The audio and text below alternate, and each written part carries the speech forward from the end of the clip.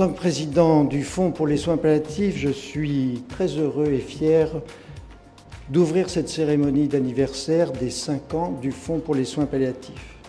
Nous sommes vraiment heureux que vous soyez venus si nombreux pour fêter les 5 ans du Fonds pour les soins palliatifs.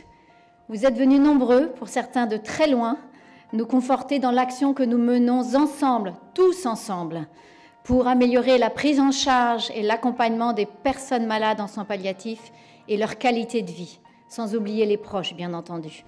Vraiment un immense merci à tous. Lorsque nous avons, avec Alain Claes, député maire de Poitiers, remis le rapport au président de la République, on a dit avec force tous les deux une chose importante, c'est que les lois ne servent à rien si elles ne sont pas vécues dans les mœurs et dans l'ensemble de la population. Et c'est la raison pour laquelle on a défendu 2 idées simples et qui sont au cœur du travail que vous faites. Le premier, c'est de diffuser la culture palliative et le deuxième, c'est d'enseigner la culture palliative à l'ensemble des soignants, et aussi, bien entendu, à l'ensemble des médecins. C'est un sujet qui n'est pas facile d'aborder et je trouve que la manière dont le fonds l'aborde est une manière à la fois simple, humaine et naturelle. Et ça, c'est important, déjà. Je trouve ensuite que les moyens d'action choisis sont des moyens d'action qui sont très profondément pertinents. Travailler en complément de ce que le système de santé déployait pour l'émergence de la culture palliative dont parlait Jean Leonetti tout à l'heure, développer ces approches multithérapeutiques, ces approches socialisantes, ces approches innovantes, compte tenu de finalement la très faible quantité budgétaire qui est allouée au développement de l'innovation en la matière, c'était sans doute, ça avait du sens pour moi d'accompagner cette aventure. Alors, la visibilité à long terme, c'est super important. Quand on n'a pas de revenus récurrents, on est beaucoup plus embêté.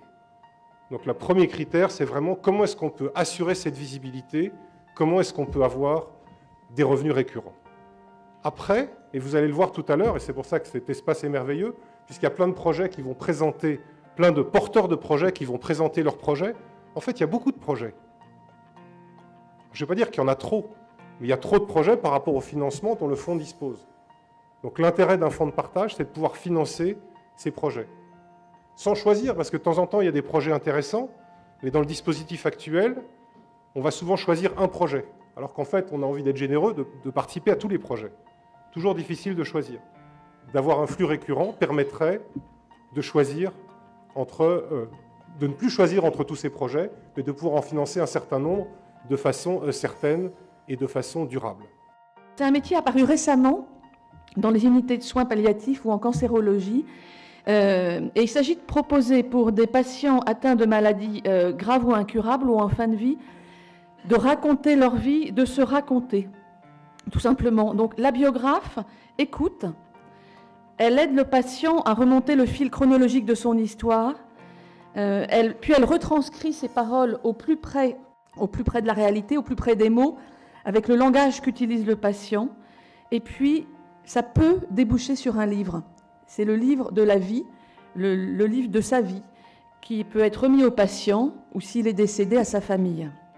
À la première rencontre avec Laetitia, elle nous a accordé une confiance. Je pense qu'elle a eu un coup de cœur pour le projet et son soutien indéfectible ont fait que le Fonds pour les soins palliatifs a été le partenaire indispensable et vraiment de base pour nous permettre de faire ce projet, grâce à l'appui de la Fondation Bettencourt-Schuller. Ce que j'espère, c'est que quand on fêtera le 10e anniversaire du Fonds, la salle aura au moins doublé de taille, donc il faudra en trouver une autre. Voilà ce que je voulais vous dire aujourd'hui. Merci beaucoup.